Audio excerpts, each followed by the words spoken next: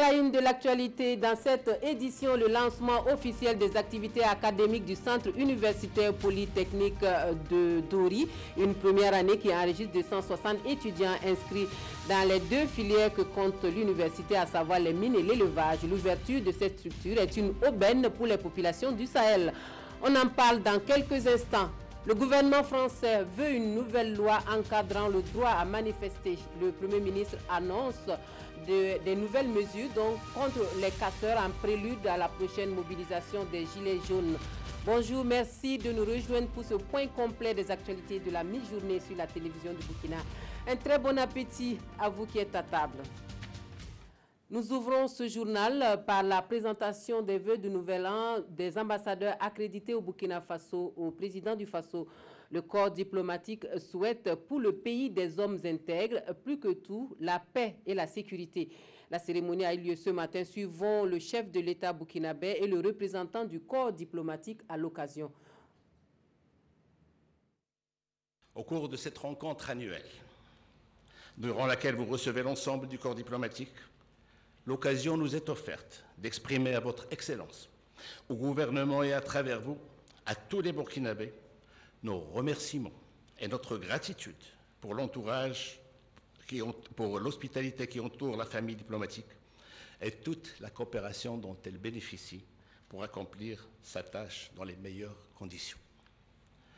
Excellence, Monsieur le Président, l'année qui vient de s'écouler a enregistré un nombre inégalé de victimes, tombées aussi bien parmi les civils que parmi les membres des forces de défense et de sécurité, par les mains de groupes sans foi ni loi, qui sèment la mort et la désolation et qui tentent d'installer l'instabilité dans des régions paisibles du Burkina Faso. Les acteurs et les commanditaires de ces opérations inqualifiables ambitionnent, en fauchant des vies innocentes et en installant la sécurité permanente, à faire disparaître toute trace d'État, en dissolvant le tissu socio-économique dans les zones attaquées. Je voudrais vous présenter, au nom de l'ensemble du corps diplomatique, à vous, aux membres de votre famille et à travers vous, Monsieur le Président, au peuple burkinabé tout entier, nos meilleurs vœux de bonne santé, de paix, de progrès et de prospérité pour l'année nouvelle. En formant ce vœu à chacune et à chacun de vous, pour le succès de vos missions respectives, je prends à mon compte les vœux pour un Sahel et un Burkina Faso de paix et de sécurité que vos représentants viennent de prononcer à l'instant. Permettez-moi en retour d'adresser à vous-même, à vos familles et à vos valeureux collaborateurs mes sincères vœux de santé, de bonheur et de prospérité. Au cours de l'année écoulée, la question de la sécurité au niveau international est restée malheureusement marquée par la recrudescence du terrorisme dans plusieurs parties du monde, notamment en Afrique et surtout dans sa région sahélo-saharienne. Le Burkina Faso a été au cours de l'année 2018 durement frappé par ces attaques dans plusieurs parties du territoire national. L'objectif visé par ces attaques reste la déstabilisation du pays, l'anéantissement du tissu social et le recul démocratique. Le récent drame survenu à Yirgou, dans la province du Sanama-Tenga et dans les autres localités le 27 décembre dernier, a engendré une escalade de violence intercommunautaire sans précédent dans notre pays. Ce qui est arrivé est inacceptable et ne restera pas impuni car touchant à notre unité et à notre cohésion. Sans faiblir, notre pays déploie les efforts immenses pour résister et contenir ces attaques. Le peuple burkinabé restera toujours debout et continuera à y faire face avec courage, abnégation et sérénité.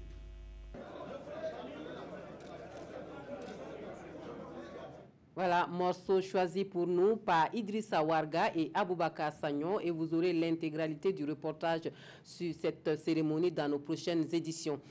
Le maire de la ville de Ouagadougou, lui, dans sa tournée de présentation de vœux aux personnalités dans la capitale burkinabé, marque un arrêt au palais du Moro Naba Bango. L'équipe du conseil municipal manifeste toute sa reconnaissance au chef traditionnel pour son soutien tout au long de l'année 2018 et sollicite soutien et accompagnement, évidemment des bénédictions pour l'année 2019. Reportage Issa Kafando et Maxime Zongo. Des prières et des bénédictions, le conseil municipal de Ouagadougou dit en avoir bénéficié à souhait tout au long de l'année écoulée. Un soutien qui lui a permis d'enregistrer des avancées significatives en 2018. Et c'est pour traduire sa gratitude à Sa Majesté que le conseil municipal s'est déplacé en grand nombre ce matin au palais. Nous sommes venus présenter à Sa Majesté le Moro Naba les vœux de toute la municipalité de Ouagadougou et souhaiter que l'année nouvelle que nous avons entamée soit une très bonne année et recueillir également ses recommandations, le remercier de ses bons conseils qu'il n'a cesse de nous prodiguer pour la conduite de la cité. Des conseils et des bénédictions, Sa Majesté en a encore donné ce matin, de la gestion de la situation nationale en passant par les sacrifices à consentir individuellement et collectivement pour renforcer la paix et la cohésion sociale, rien n'a été oublié. Il nous a recommandé surtout de mettre l'éducation des jeunes au centre de notre intérêt. Il nous a rappelé que la cellule familiale était cette cellule de base où l'éducation doit être prodiguée d'abord avant l'école. Arama Bewende, pour qui la lutte contre l'incivisme et l'insalubrité demeure son cheval de bataille, a demandé à Sa Majesté de relayer ses préoccupations auprès des chefs coutumiers afin qu'ils puissent l'aider à réussir la mobilisation. Et l'une des grandes préoccupations en ce début de l'année 2019 à Bobo-Dioulasso, c'est la réhabilitation de la mairie centrale de la ville de Sia. La rénovation de l'hôtel de ville qui a fait les frais de l'insurrection populaire de 2014 nécessite un financement estimé à plus d'1 milliard de francs CFA. Le comité ad hoc fait l'état des lieux et la description des travaux à la presse. Le point des échanges avec Konsoum Kassoum Milogo et Moumouni Barou. Ils sont 26 membres qui composent le comité de réhabilitation de l'hôtel de ville de Bobo-Dioulasso.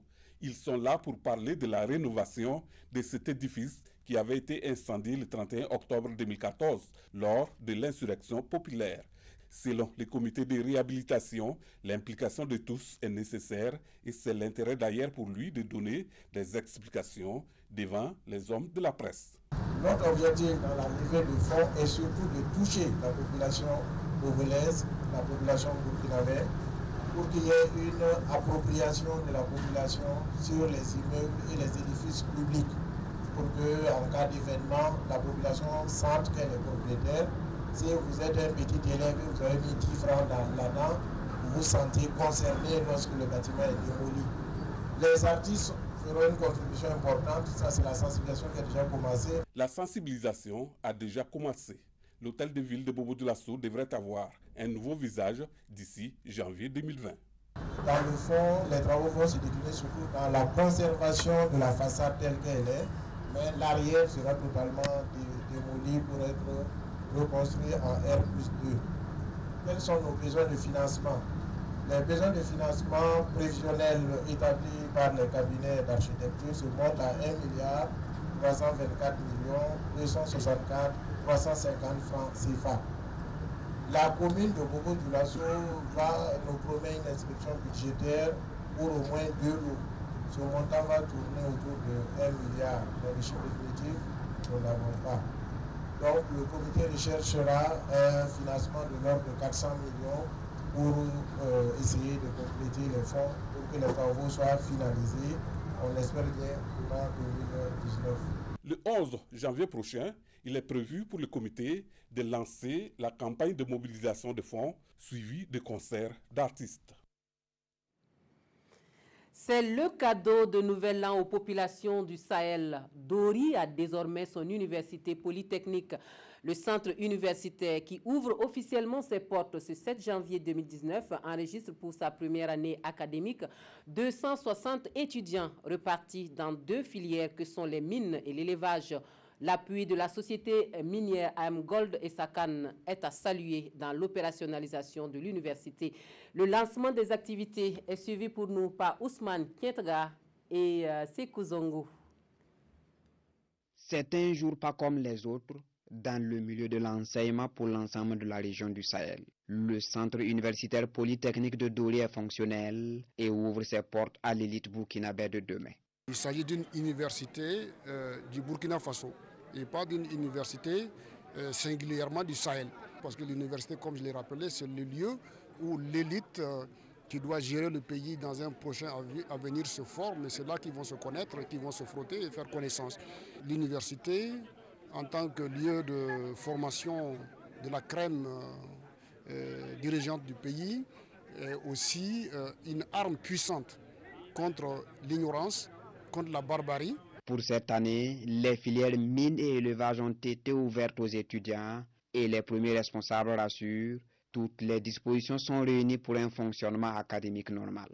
Le centre universitaire polytechnique de Dori a ouvert ses portes ce matin avec deux enseignants qui ont enseigné l'algèbre concernant la filière mine et puis l'atomistique concernant la filière élevage. Et ce matin, ils étaient à peu près, je crois, 150 étudiants, donc à raison de 75 par les petites salles. Bon, quand ils vont atteindre le nombre de 125, donc ces grandes salles que nous avons ici serviront de cours. Donc si bien que je pense qu'il n'y aura pas un grand problème d'infrastructure pour cette première année. On est la première promotion, donc on est engagé à bien travailler, à laisser de bonnes traces pour nos petits frères qui vont venir. 260 étudiants sont inscrits au centre universitaire polytechnique de Dori. L'objectif du gouvernement burkinabé est d'en faire progressivement une université à part entière au cœur du Sahel. Les défis sont nombreux cette année encore au département en charge du commerce. Mais avant d'annoncer les couleurs pour 2019, les responsables du ministère veulent s'acquitter de leur devoir de redevabilité, qui est une obligation de rendre compte des actions menées en 2018. Le ministre Aruna Kabore se soumet à cet exercice en présence de Nong Bakouda et Ini Janine Kambiri. De l'organisation des journées de l'entrepreneuriat burkinabé et du Forum ouest africain de développement des entreprises Africalia, de la tenue du CIAO en passant par la couverture de toutes les régions par le CEFOR, la création et l'opérationnalisation de la brigade mobile de contrôle et l'opérationnalisation en cours du projet portail virtuel. Bref, autant d'actions menées au titre de 2018, en dépit de la précarité du contexte sécuritaire. S'agissant particulièrement du financement des PMI-PME, les réalisations notables sont le financement de projets innovants d'un montant d'1 milliard 180 775 150 000 francs CFA, la signature le 20 décembre 2018 d'une convention de partenariat entre Orabank et l'Agence pour le financement des PME pour le financement des PME à hauteur de 5 milliards de francs CFA au moins par an pendant 3 ans. L'opérationnalisation du fonds d'appui à la promotion des exportations pour mieux accompagner les exportateurs, la réalisation de 10 études de marché sur les filières porteuses, à savoir le sésame, l'anacarde, les mangues, la karité, le bétail viande, le cuir et peau, les oignons, les tomates, le textile, l'habillement et miel.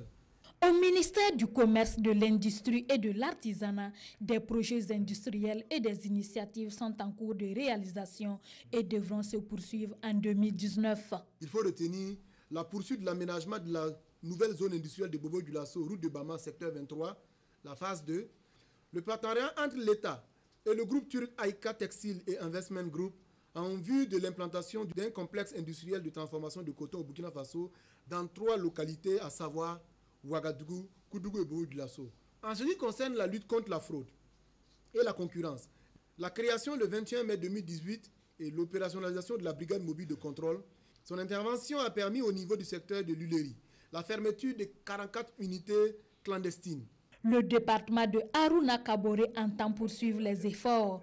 Le but est de rendre le commerce plus dynamique, accroître le potentiel du secteur informel, faire de l'artisanat un secteur porteur de croissance par une promotion d'entreprises artisanales de référence et enfin promouvoir la création d'industries de transformation des produits locaux et stimuler leur consommation. Cette information sportive pour poursuivre, la Confédération africaine de football CAF a attribué l'organisation de la 32e édition de la Coupe d'Afrique des Nations de football à l'Égypte. En rappel, l'organisation de la CAN 2019 avait été retirée au Cameroun le 10 décembre dernier. Cette 32e CAN va se disputer du 15 juin au 13 juillet 2019 et verra la participation de 24 nations du continent. Les étalons devront battre la Mauritanie en fin mars à Ouagadougou et espérer un faux pas de l'Angola au Botswana pour être au pays des pharaons pour la prochaine CAN. Actualité hors de chez nous en France.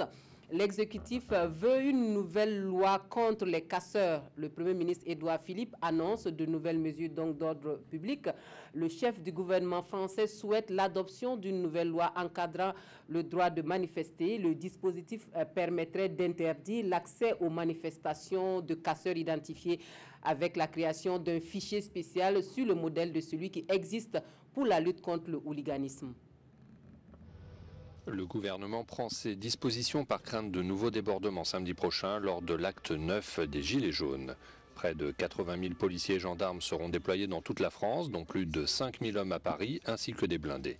Le dispositif, considérable, sera donc le même que mi-décembre, au plus fort de la mobilisation des Gilets jaunes.